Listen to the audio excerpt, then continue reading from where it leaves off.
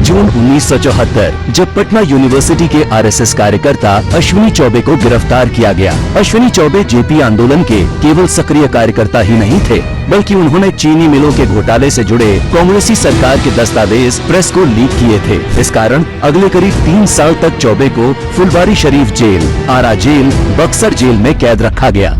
इन जेलों में अश्विनी चौबे को इतना बुरी तरह पीटा गया कि वो करीब 11 महीने तक पटना मेडिकल कॉलेज में भर्ती रहे। उनकी दोनों किडनी में खराबी आ गई। गर्म तवे पर लेटाकर की गई पिटाई के निशान से सारा शरीर गंभीर रूप से जल गया।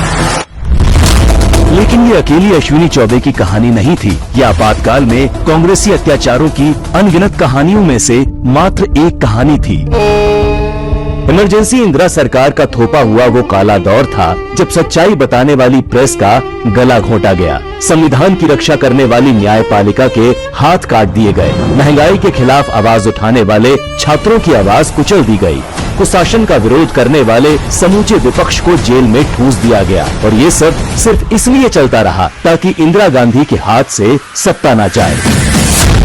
इमरजेंसी के दौर में भारत की जेलों में होने वाली यातनाएं अंग्रेजी राज के काला पानी की याद दिला रही थी।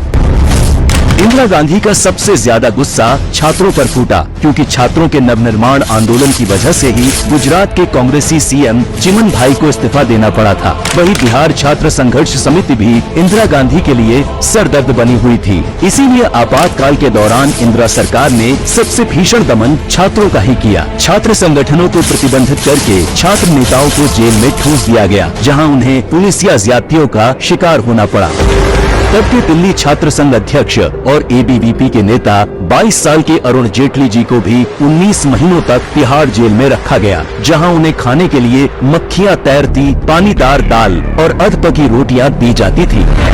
दिल्ली के जसवीर सिंह को उल्टा करके इस तरह पीटा गया कि चोट के प्रमाण न रहे। रेलवे ट्रेड यूनियन नेता जॉर्ज फर्नांडिस के भाई लॉरेंस फर्नांडिस को इतना पीटा गया कि वो सालों तक सीधा खड़ा नहीं हो पाए। इस दौरान किश्तया गौड़ और भूमया तक को फांसी दे दी गई।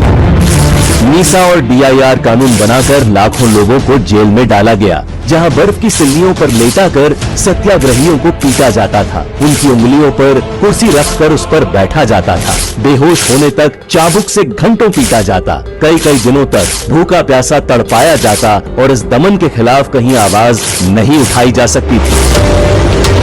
सिर्फ आम जनता ही नहीं, विपक्ष के बड़े नेताओं को भी इस सरकारी दमन का शिकार होना पड़ा। 25 जून 1975 को जयप्रकाश नारायण ने दिल्ली के रामलीला मैदान में करीब 1 लाख लोगों की जनसभा को संबोधित किया, जहां उन्होंने कांग्रेसी सरकार को चुनौती देते हुए सिंहासन खाली करो की जनता आती है नारा लगाया। इस सभा से इंदिरा गांधी इतनी घबरा गईं कि तुरंत जेपी समेत सभी प्रमुख विपक्षी नेताओं को गिरफ्तार करने का आदेश देते हुए उसी रात देश पर आपातकाल थोप दिया गया।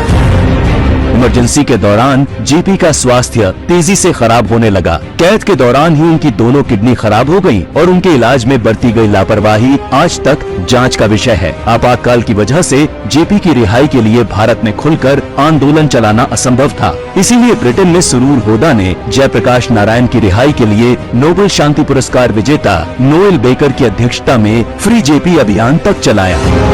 जेपी की तरह ही वाजपेयी जी को भी आपातकाल के दौरान खराब स्वास्थ्य की वजह से कई महीनों तक एम्स में भर्ती रहना पड़ा। आगे भी लंबे समय तक वाजपेयी जी को आपातकाल के दौरान उपजी स्वास्थ्य समस्याओं से जूझना पड़ा। इसके अलावा मोरारजी देसाई, चौधरी चरण सिंह, लाल कृष्ण आडवाणी, विजय राजे सिंधिया, मुलायम सिंह यादव, महारानी गायत्री देवी, राज नारायण, जेबी कृपलानी, जॉर्ज फर्नांडिस जैसे नेताओं को आपातकाल के दौरान जेल में बंद रखा गया। इस कांग्रेसी दमन की सच्चाई दुनिया के सामने न आए, इसके लिए भारतीय प्रेस का गला घोंट दिया गया और यहाँ तक कि विदेशी पत्रकारों तक को देश निकाला दिया गया। बिना सरकारी निगरानी के अखबार एक भी लाइन नहीं लिख सकते थे। अखबारों के असली संपादक पुलिस अधिकारी बने बैठे थे। आपातकाल के 19 महीनों में 327 पत्रकारों को जेल, 3801 अखबार जब्त, 290 के सरकारी विज्ञापन बंद, करीब 60 लाख लोगों की नसबंदी, करीब 5 से 7 लाख लोग हुए बेघर। आज चाहे कांग्रेस अपने इस कलंकित तानाशाही इतिहास को छुपाकर कितना भी लोकतांत्रिक फ्री स्पीच की बात करे, लेकिन भारत की 140 करोड़ की जनता इस कांग्रेसी दमन को न भूलेगी न माफ करेगी।